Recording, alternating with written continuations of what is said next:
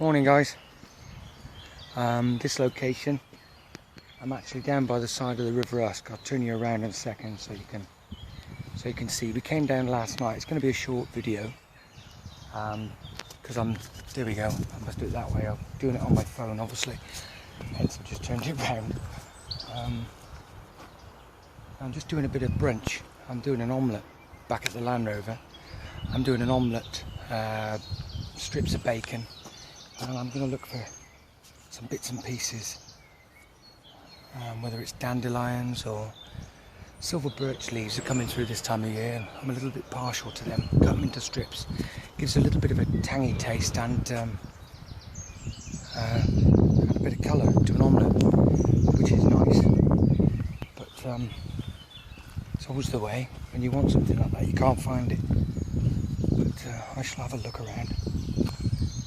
And the thing is with silver birch and using anything like that, people tend to fry it too much. It ends up like a little crisp.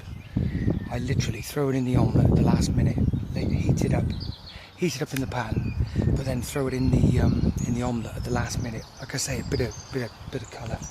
Very, very nice indeed. But let me just turn you around so you can get a picture for what the weather's like down here on the Usk today.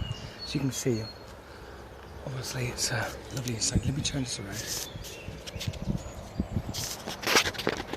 And you can see that, guys. This is the river, obviously. Here's the river that goes all the way down. The River Usk. It's quite low at the moment. I'll see if I can get some footage of a heron. There's a local heron just fishing probably 20 metres down from where we're set up. But let's have a walk through here. Failing that, what I might do is just take some, a little bit of wood sole. Yeah, a little bit of wood sole. Tastes like apple peel. Very nice. Easy to harvest or easy to forage because it looks a little bit like clover. Like dead easy to tell the difference. Bite into it and just nibble it a little bit, and it's like apple peel. But again, the only one you can really get it wrong with is clover, and clover isn't going to kill you, not to my knowledge anyway. So, a little bit of nettle.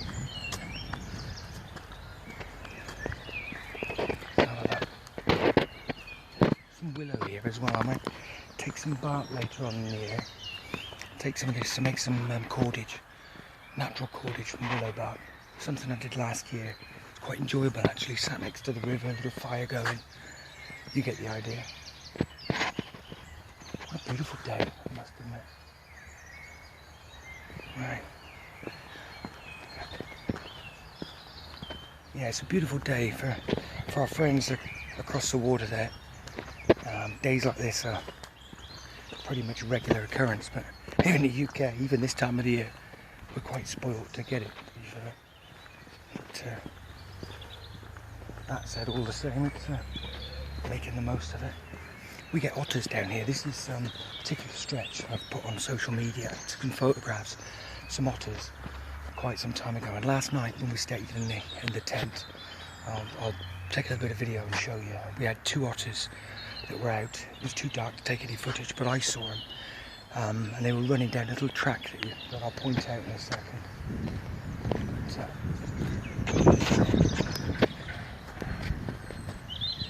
Lovely stretch. You can see a little bit of rubbish there in the banks on the other side. That's obviously where the levels have been up. Let me just turn you around a bit.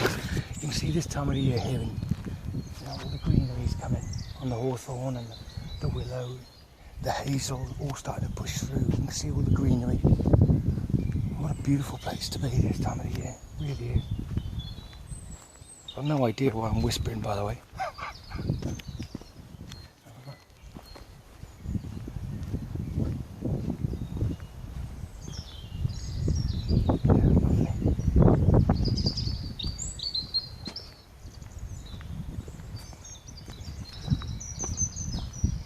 I'm just going to cross over a bit of the river here. So.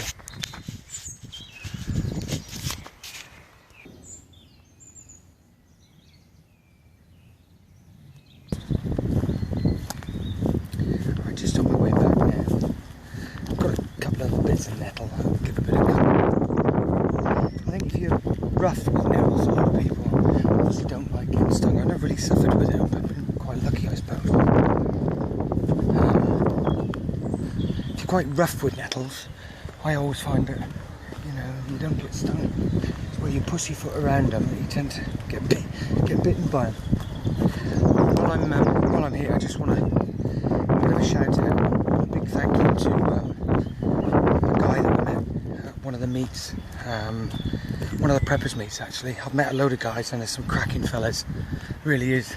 A guy that I've got a lot of time for, Bearded Clam is a channel on here. Mike, yeah, he's kindly gifted a pack, an LK35 for me, and I've just sort of started using it, and it's a lovely pack and such a kind gift from somebody who I've just met. So obviously, you know, big thanks for that, mate. So really appreciate it. You know, the principle, ignore the pack, it's just the principle of what it is. It's just something, you know, I'm going to start doing as well, because I enjoy that as well. I'm just on my way back now to carry on with this omelette for brunch. But just turn you around. There's a bit of a rapid here, and we'll see if we can get the heron feeding. So just turn you around so you can get a view of this.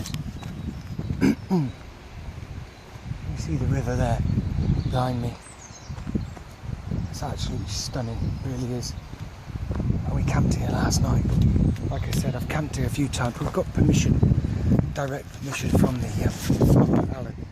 He's a lovely fella, and he's always been good as gold with us. And he's one of those farmers that loves the environment. Absolutely, he's not a tree hugger by any feats of imagination, but he absolutely loves his fields. He loves his farm. His kids grew up on the farm, and he's happy for people to use it as long as they treat it as if it was their own. You know. Don't leave any rubbish, don't leave any marks, don't chop down living trees. There's plenty of dead timber. He's got no problem at all with having fires, as long as you use your common sense, you know. Use the dead timber that's around. In fact, he's really pleased that we're doing it in a little stove. I've got a little Frontier stove, and I just burn all the dead twigs, bits and pieces that get dragged down with the floods, and you know, he's clearing up. And like I said, he's fantastic about the whole thing. You know, he is good as gold. And I'll just turn you around, and you can see behind me, look, there's where we're camping. You know, there's the Frontier stove. That's a jet tent, which I'll show you about in a second. I've mentioned it in other videos. And here's the river, so you can see, look. You can see there's the tent and the Land Rover. There's just a track, goes up that way. And this is where the otter's running up and down here. They were last night, and then back down to the river.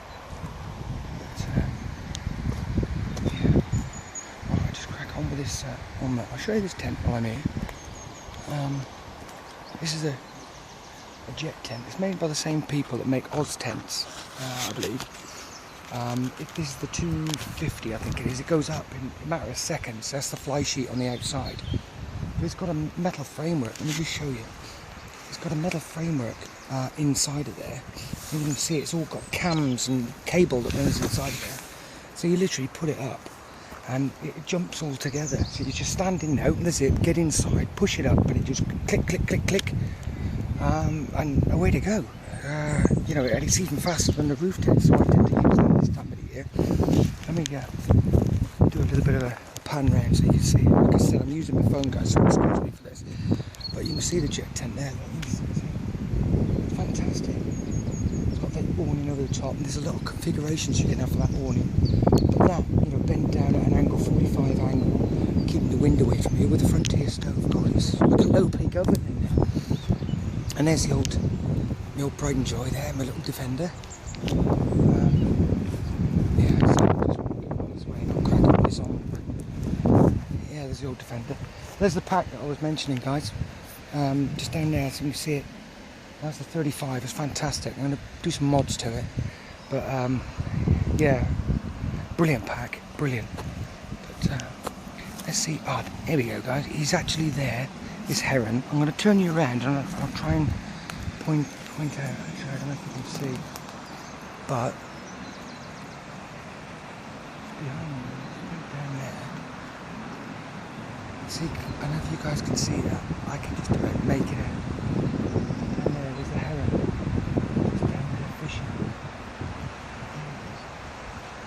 Can you see him moving around down there? get a kingfisher as well. I've been there a couple of times. We get a kingfisher down here, sitting on the rocks fishing. So we got otters, kingfishers last night. I was squeaking and we had tawny owls coming up and down the tree line. You know, it's surprising what you can have your own little bit of nature and you can virtually call it and see it right at, like I said, the tent's there. You know, it's just getting out in the outdoors. And you know, places like this, there are plenty of places like farmers that are like this. You know, there's the Land Rover, so we don't have to walk miles. There's the tent, there's the Land Rover. So even if you're suffering, you know, you can't walk far. You know, go and talk to these guys, and 9 times out of 10 they're brilliant. And I don't pay a penny. You know. Right, I'm going to get on with this omelette. So.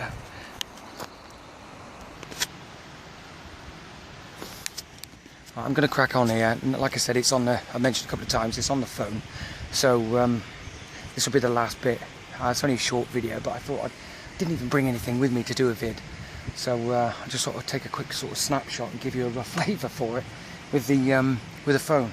So excuse the quality of it, it's not the best, I know, but there's some good old faithful eggs there, look. Faithful eggs from my girls back at home, and there's some lovely bacon from the Bacon Monster. So I'm going to cook that off, a little bit of greenery in there, and have a nice brunch. So until the next time, guys, hope you're all well, and enjoy the sun.